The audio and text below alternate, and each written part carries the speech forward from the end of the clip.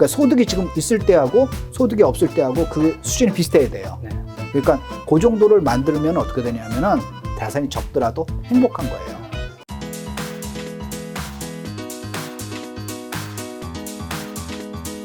아기원 선생님 오늘 이제 주제가 두 가지, 재테크, 이제 부동산에 좀 다루려고 하는데요. 첫 번째 좀 재테크 일반적인 얘기를 좀 여쭤보려고 하는데, 네네. 왜 재테크 해야 한다고 생각하세요? 기본적으로요. 네. 우리가 열심히 누구나 이제 근로소득 또는 뭐 그렇죠. 자영업자든 또는 셀러리맨든 하든 이제 기타 소득이라서 이제 근로소득이 이제 필요하죠. 네. 소득이 쭉 있어야 되는데 소득이라는 게 내가 은퇴하게 되잖아요. 만약에 내가 25세에 이제 취직했다 봅시다. 네. 대부분 이제 남자는 군대 갔다 와서 25세 취직 못 하지만 하여튼 여자분도 있고 그러니까 25세 취직해가지고 보통 한 30년밖에 일을 못 해요. 그렇죠. 30년 정도 회사에서 일하게 되면 회사에서 압박이 들어와서 이제 나가게 되니까 자기가 30년을 해야 되는데 네. 30년 그럼 55세 또는 늦어도 한 60세 그 정도에서 은퇴를 하게 되면은 그 다음에 내가 사망에 이르기까지 요즘은 이제 점점 이 수명이 길어졌잖아요. 그러니까 사망에 이르기까지 한 30년은 최소한 견뎌야 된다고요. 네. 그럼 사망까지 하게 되면은 그럼 그때는 뭐 먹고 살아요? 수입이 없는 거니까. 그러니까 30년 동안에 벌을 동안에 저축을 해야 돼요. 네. 저축을 해야 되는데 내가 만약에 내 생활비가 100원이다라고 네. 하게 되면은 내가 거기서 보면은 200원을 평소에 벌어놨어야 되는 거죠. 네. 200원을 벌어서 100원을 갖다가 지금 써야 되는 거고 100원은 노후 거로 남겨놔야 되는 겁니다. 네. 그래서 이제 저축률이 한 50%는 돼야 된다고 생각하는 거죠. 그런데 그러면 이제 그 돈을 이제 어디다 놓을 건지 항아리를 사가지고 항아리에다가 차곡차곡 현금으로 모아둘 건지 네. 아니면 은행에 놔둘 건지 네. 그거 갖다 주식 투자를 할 건지 뭘 해야 될 거잖아요. 네. 그 중에서 가장 효율적인 거 자기한테 가장 맞는 방법을 선택해야 되지 않습니까? 네. 그게 바로 재테크예요. 아, 재테크. 그걸 안 하게 되면은 기본적으로 그러니까 가장 쉬운 건 저축이죠. 네. 저축이라도 해야 돼요. 저축이라도. 네, 그러니까 내가 정말 재주가 없어. 나는 뭐 네. 주식 투자도 못하고 부동산 투자도 못하고 뭐 이런 거 겁나고 위험해. 그냥 나는 주식 그냥 차곡차곡 그냥 항아리에다 돈 모아두는 거밖에 못해. 은행에 넣는 거랑 항아리 모으는 거랑 이제 똑같은 거니까 거기 이제 원리는 같으니까 그것밖에 못해라면 그거라도 해야 돼. 그렇지 않으면 내가 노년에 은퇴했을 때 나의 삶의 질이 급격히 떨어지거든요. 그럼 쉽게 얘기해가지고 정말 그 폐지수 리력학 끌고 폐지수 네. 다녀야 돼요. 그러니까 결국은 내가 가장 좋은 거는 소득활동, 근로활동이든 계속 장수만세가 최고예요. 그러니까 회사에서 내가 금방 그만두자라고 하지 말고 다닐 수 있을 때까지 계속 다니고 소득활동 계속 해야 됩니다. 네. 그것만 갖고 내 돈을 못 지키니까 일가다 더 효율적인 걸 갖다가 이걸 투자를 하든지 뭐 주식 투자라든지 부동산 투자라든지 그것도 같이 해야 되는 겁니다. 그래서 이게 술의 양쪽 바퀴가 똑같거든요. 네. 딱 똑같습니다. 그래서 이게 한쪽에서는 열심히 벌어야 돼요. 열심히 벌고 한쪽에서는 그걸 갖다 열심히 지켜야죠. 그 돈의 가치를 지켜야 되는 거죠. 이게 안 하게 되면은 왼쪽 바퀴는 큰데 오른쪽 바퀴는 작아? 그러면 수레가 앞으로 똑바로 못 가고 옆으로 이제 오른쪽으로 휘고요. 반대로 또 이런 분들이 있죠. 아, 난 전업 투자자가 할 거야. 그냥 회사 다니도 귀찮고 네. 뭐 한 거야. 그러니까 요새 이제 파이어족이라고 이제 네. 또 그렇잖아요. 파이어족. 그러니까 네. 돈을 빨리 벌어가지고 나 이제 저기 이제 꼴배기 싫은 저 팀장 얼굴도 안 보고 빨리 은퇴해가지고 나는 내 맘대로 하겠어라고 하는 것도 네. 꼭 좋은 전략은 아니에요. 그게 무슨 얘기냐면 그렇게 되면 이게 끊기잖아요. 이 소득이 그렇죠. 소득이 끊기고 네. 이것만으로 내가 이제 앞으로 먹고 살겠다잖아요. 이게 잘 되면 좋아. 네. 안 될 수도 있잖아요. 네. 투자라는 게 언제나 수익을 내는 게 아니잖아요. 네. 손실을 낼 수도 있기 때문에 계속 이제 회사를 다니면서 또는 내가 어떤 잡을 내 자영업이든 하여튼 내가 제일 잘할 수 있는 거, 네. 내가 제일 잘할 수 있는 거, 내가 제일 좋아하는 거, 그게 내 생업이면 더 좋죠. 네. 하여튼 뭔가를 계속 해야 되는 거고, 그 다음에 그게 나랑 적성이 안 맞아. 그럼 빨리 다른 잡을 찾아야 되는 거고요. 어떤 뭐 웬만하면 자기가 거기에 맞게로 자기 성격도 개조를 하든지 해가지고 그걸 계속 벌고, 그 다음에 이 번 돈을 갖다가 최소한 여기다가 저걸 하는 거죠. 그러니까 연예인들이나 운동선수 보면은 어디 투자했네, 뭐 어떤 건물 샀네, 뭐 그런 뉴스가 많이 나오잖아요. 그렇죠. 그분들이 그렇게 하는 이유는 뭐냐면 이게 짧기 때문에 그래요. 운동선수 한대잖아요. 네. 40살 넘어가면 운동선수 하기 어렵잖아요. 연예인도 한대잖아요. 그때 하고 나중에 진짜 그게 끊기면 안 되기 때문에 이걸 빨리 이쪽으로 해가지고 이쪽을 돌리기 위해서 그렇게 한 거거든요. 네. 그러니까 이게 수로의 양쪽 바뀌니까 재테크는 그 바로 이쪽이 바로 재테크인 거예요. 이걸 안 하게 되면은 노후가 피곤한 거예요. 방금 이제 파이어족 말씀해 주셨는데 네, 네, 요즘 네. 파이어족 추구하는 사람이 굉장히 많이 늘어났는데 그렇죠. 예. 그러면 선생님은 이제 그렇게 좋게 보는 거는 좀 아닌 것 같네요. 그렇죠. 기본적으로 은퇴를 하는 거는 네. 일이라는 게 꼭 돈을 벌자고 일하는 게 아니거든요. 네. 그러니까 지금은 여러분들이 이제 심신에 지쳐가지고 네.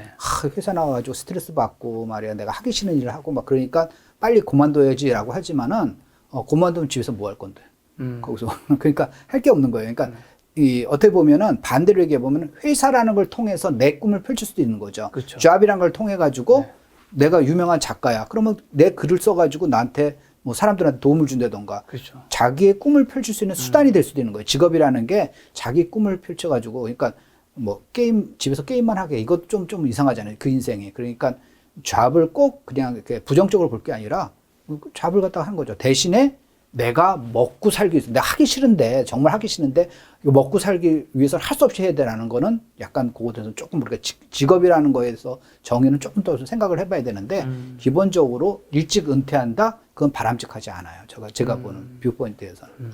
그러면 이제 재테크에서 네. 이 선생님은 종잣돈 모으는 것이 굉장히 중요하다면서요? 그렇죠. 예. 어떤 의미인가요? 뭐. 처음에 그 재테크가 네. 많은 처음에 사람들이 포기하는 이유가 바로 그 이제 종잣돈 모으는 거가 네. 바로 고통이기 때문에 그런 거예요. 누구나 막 쓰고 싶죠. 내가 이제 월급을 갖다가 이제 300만 원 받았어요. 300만 원 받아가지고 저 대학교 다닐 때는 부모님이 용돈 쪽밖에 안 주니까 마음대로 못 쓰다가 내가 회사 들어가니까 딱 300만 원을 딱 주는 거예요. 네, 성인이 돼, 본격 성인이 되죠.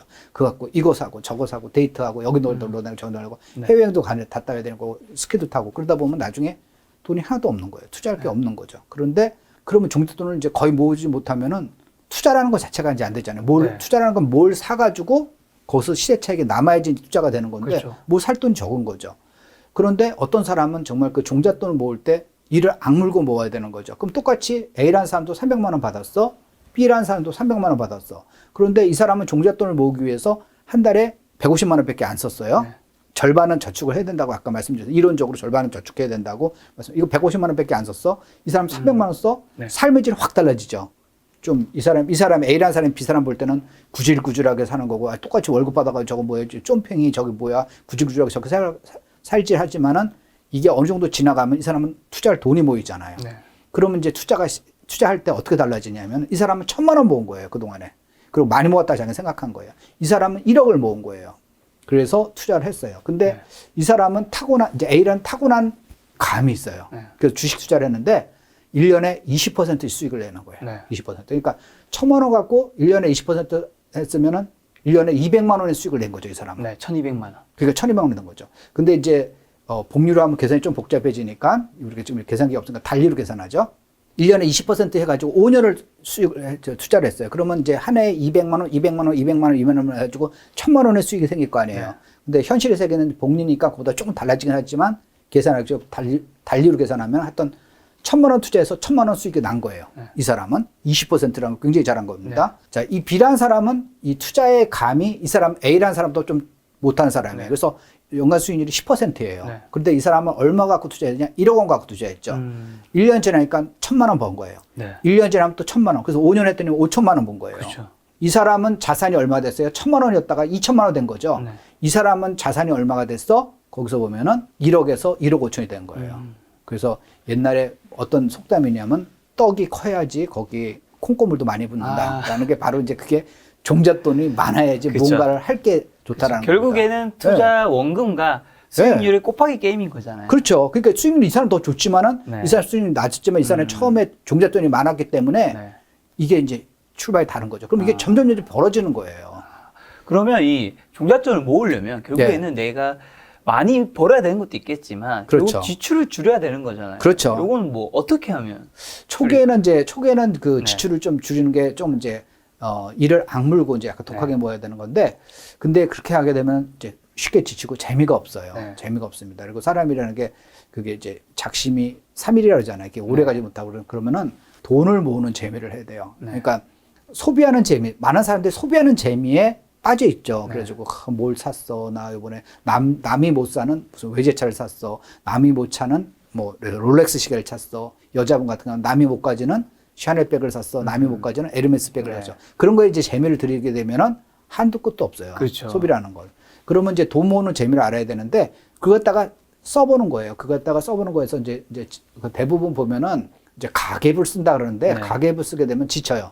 하나하나 그걸 다 꼼꼼히 써야 되거든요. 그러면 네. 이제 하다 보면 자기가 이제 아유 내가 이게 귀찮게 맨날 이거 뭐 사고 뭐 커피 먹은 거 뭐 2,500원 네. 뭐 했던 거 얼마 그 7,300원인가 7,500원인가 그 뭐 기억도 안 나고 네. 막 그거 쓰다 보면 스트레스 쌓여요. 그리고 네, 하다 보면 아우 내가 맨날 이거 뭔 짓이야 네. 구질구질 이렇게 생각하는 거예요.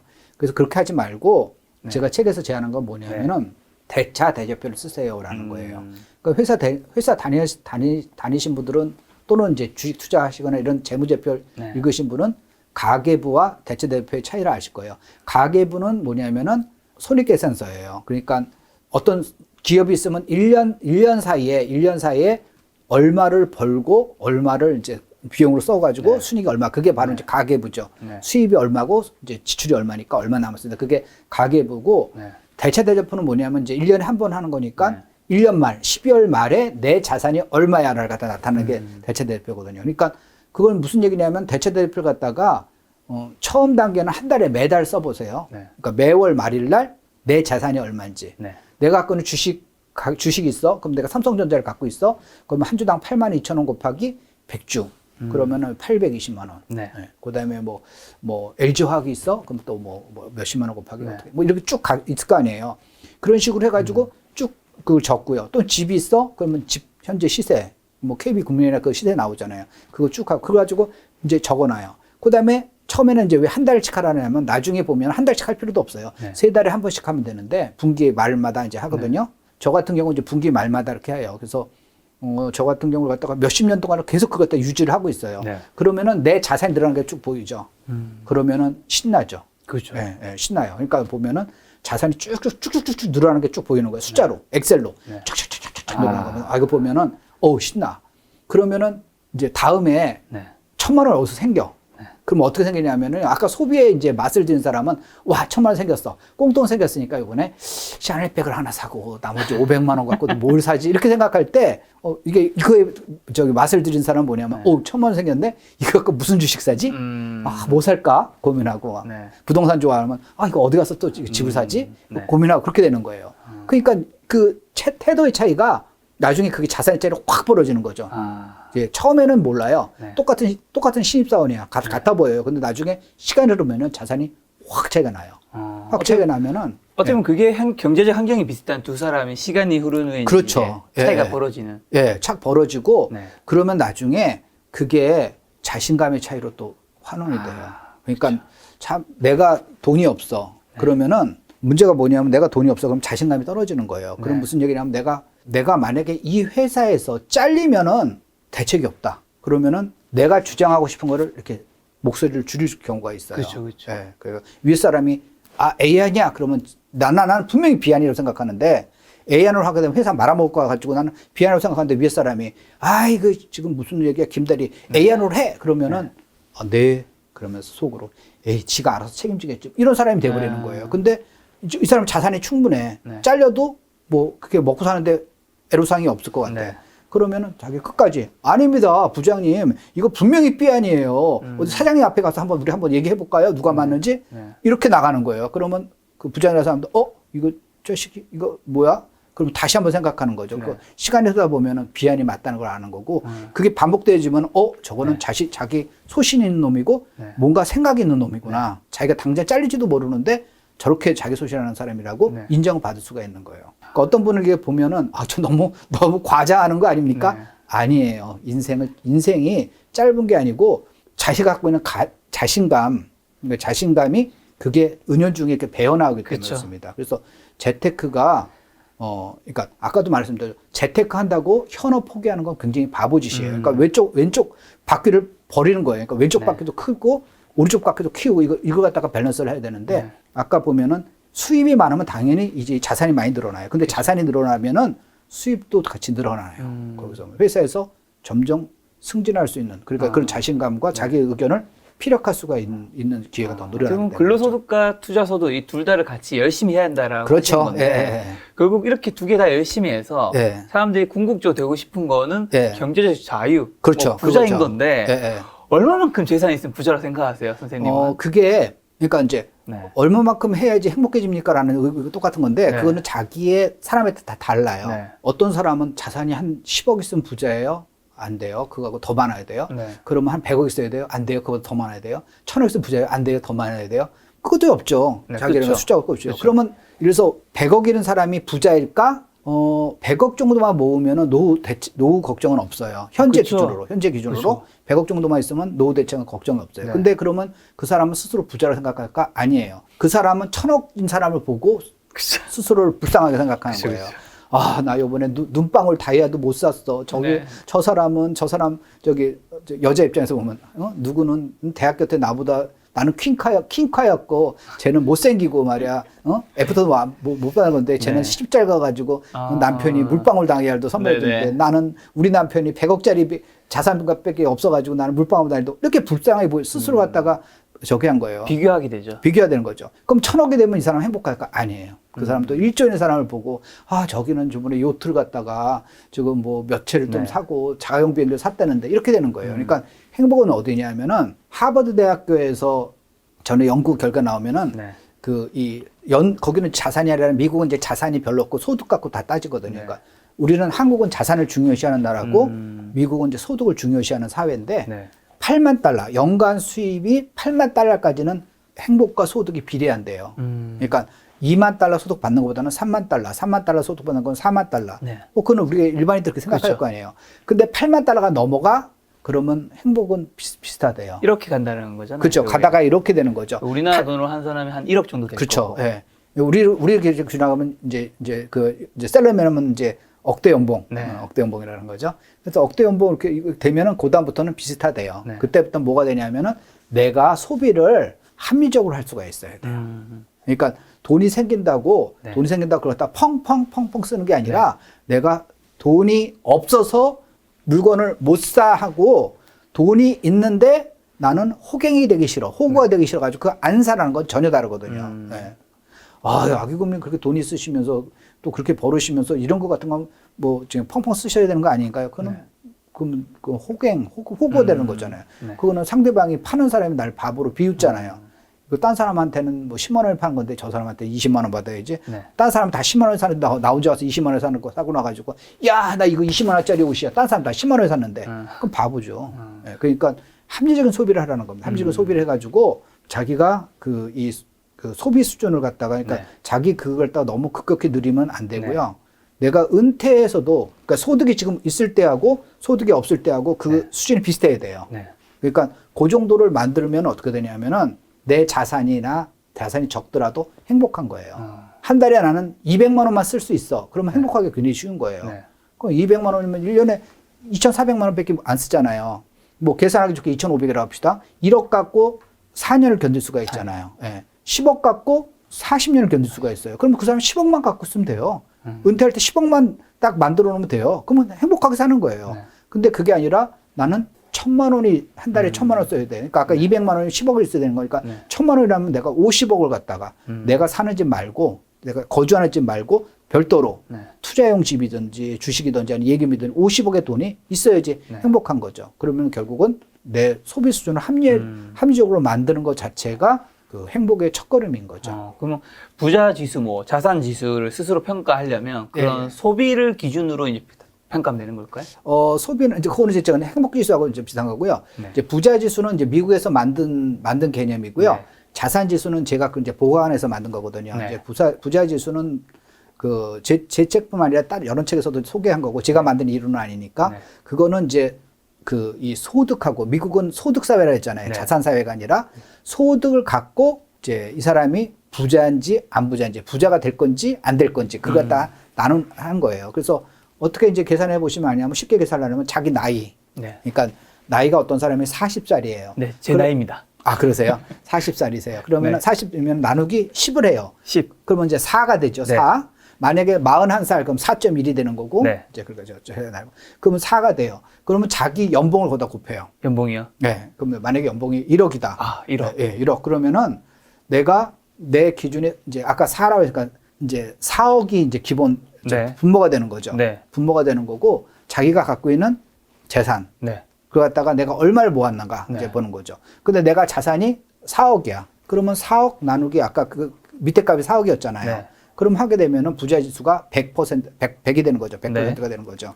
그러면 기준값인 거예요. 네. 기준값이라 가지고 그렇게 계산하는 거예요. 그래서 그 부자 지수가 50에서 150 사이야. 그러면 보통인 거예요. 네. 그러니까 아까 100이 기준이라는데 플러스 마이너스. 근데 그 계산하는데 50보다 못해. 그거는 뭐냐면 내가 너무 소득에 비해서 소비를 많이 하고 있다. 돈을 못 모으고 있다는 뜻이고요. 네. 그게 150보다 높아? 그러면 나는 소득에 비해서 굉장히 알뜰하거나 아니면 재테크를 잘해가지고 그걸 많이 벌겠다라는 거예요. 그런데 이제 그 부자 지수의 모순점은 뭐냐면은 네. 소득이 이제 월급 받으시는 분은 그래도 매년 비슷하지만 자영업자는 그렇게 아닐 수 아니죠. 있잖아요. 불안정하죠. 예. 경기가 좋으면 이게 늘어났다가 경기가 좋으면 나오죠. 그러면 이게 부자 지수가 널뛰기를 하는 거예요. 네. 이 밑에서 이 분모가 달라지니까 네. 분모가 달라지니까 이게 널뛰기 하는 거예요. 그러니까 한 해는 막 높았다가 하나는 떨어졌다가 막 그러니까 그럼 나의 진짜 실력이 뭐야라는 걸 갖다 의심할 수밖에 없죠. 그래서 그거는 약간 이렇게 미국은 안정적인 사회잖아요. 네. 안정적인 사회이기 때문에 잡을 잃더라도 딴 데 가서 금방 취직할 수가 있고 그래서 이제 미국은 거기 맞는데 한국같이 약간 이게 불안한 사회, 경제적으로 불안한 사회는 좀 맞지 않은 지수라서 제가 보강한 게 바로 이제 자산 지수라는 네. 걸 했는데 자산 지수는 뭐냐면은 아주 쉬워요. 이건 계산하기 좋아요. 네. 내가 평생 버는 게 얼마? 지금까지요? 네. 네.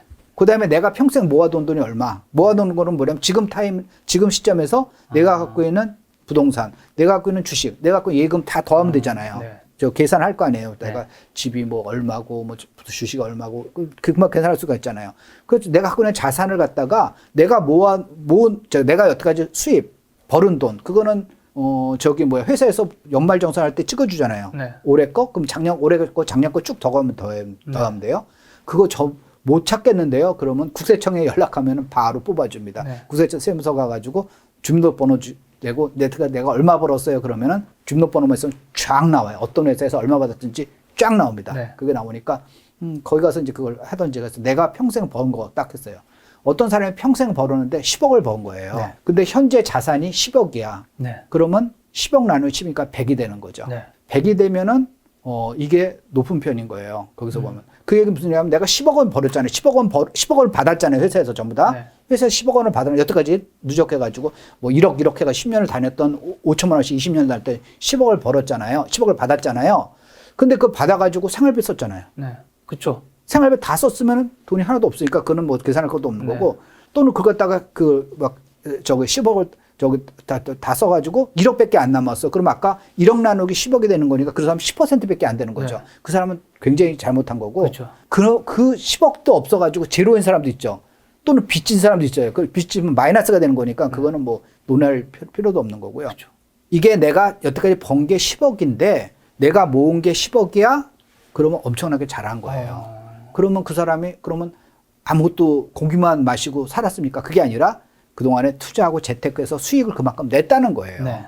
실제로는 그 사람이 그 10억 중에서 뭐 한 7억 정도를 생활비를 썼겠죠. 또는 5억을 썼겠죠. 그 나머지 이제 5억을 썼다고 가정해 봅시다. 5억을 썼으면은 5억만 남아야 되는데 지금 10억이잖아요. 그럼 5억만큼 내가 투자를 해가지고 이거 5억을 번 거예요. 네. 주식 투자를 했던 부동산 투자를 했던. 그래서 그게 100% 넘어 그러면 이제 뭐 꽤 열심히 살고 이게 정말 칭찬받을 만한 사람이고요. 그 두 가지 방법으로 이제 측정할 수 있다는 건데. 그렇죠. 예. 아까 전에 미국은 소득을 기준으로 하고 한국은 자산을 자산, 기준으로 돼 있잖아요. 예. 왜 달라요? 미국은 이제 안정적인 사회이기 때문에 소득이 확 줄지도 않고 네. 거기서 거의 이제 비슷하고요. 네. 그래서 저축률이 낮아요. 한국보다 저축률이 낮아요. 저축을 하는 이유가 뭐냐면은 겨울이 있는 나라의 동물들 있잖아요. 그러면은 알밤 이런 걸 갖다가 뭐 도토리, 알밤 이런 걸 갖다가 저장해놔요. 네, 그렇죠. 겨울에 먹을 거 갖다가 저장을 해놓은 거예요. 네. 근데 겨울이 없는 나라에서는 동물들이 그런 행동을 하지 않아요. 왜? 아무 때나 가서 먹을 수가 있으니까. 그렇죠. 예. 열매가 사시사철 열는 거니까 네. 아무 때나 가서 먹지 신선한 거 먹지 뭐하러 그랬다가 몇 달씩 그거 갖다 삭혀서 먹어. 네. 그러니까 저축률이 낮은 거예요. 네.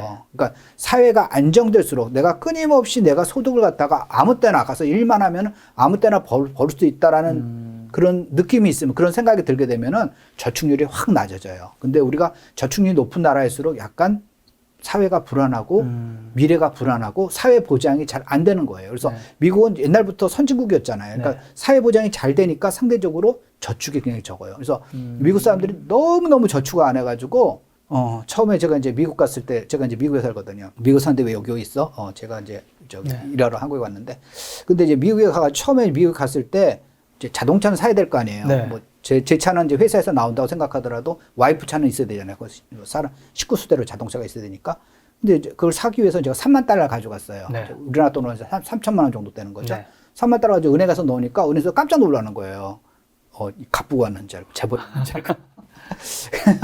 얼마 3천만 원이면 사실 큰 돈이 아닌데도 깜짝 놀라는 거예요. 그리고 거기 보면은 이제 미국에서 가장 큰 게 이제 뱅크 오브 아메리카거든요. 네. 뱅크 오브 아메리카는 우리나라 이제 국민은행 정도의 네. 이제 위상이라고 생각하시면 되겠습니다. 뱅크 오브 아메리카인데 직역하면 미국은행이죠. 미국은행. 네. 뱅크 오브 아메리카인데 거기 제가 이제 평생 VIP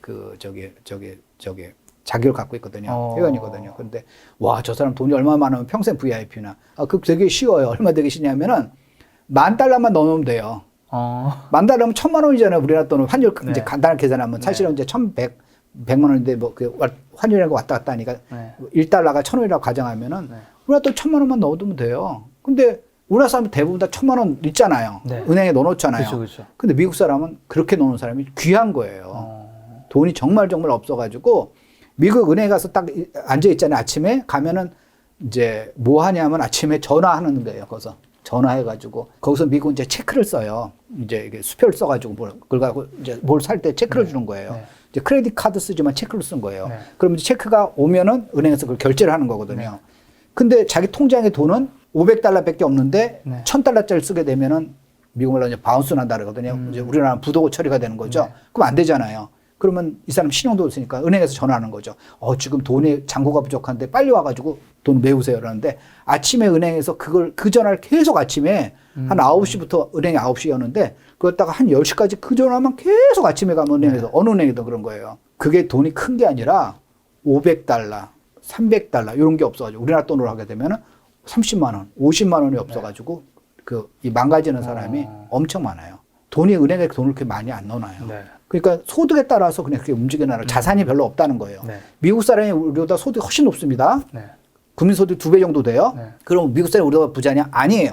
자산은 우리나라 사람이 훨씬 많아요. 근데 우리나라는 뭐냐면 겨울이 있는 나라잖아요. 그렇죠. 그러니까 알밤을 모아놓지 않고 도토리를 모아주지 않으면 겨울에 그렇죠. 굶어 죽잖아요. 네. 그리고 그거는 부모님 때부터 그렇게 모으지 않으면 굶어 죽는 사람이 생긴다는 걸 알기 때문에 네.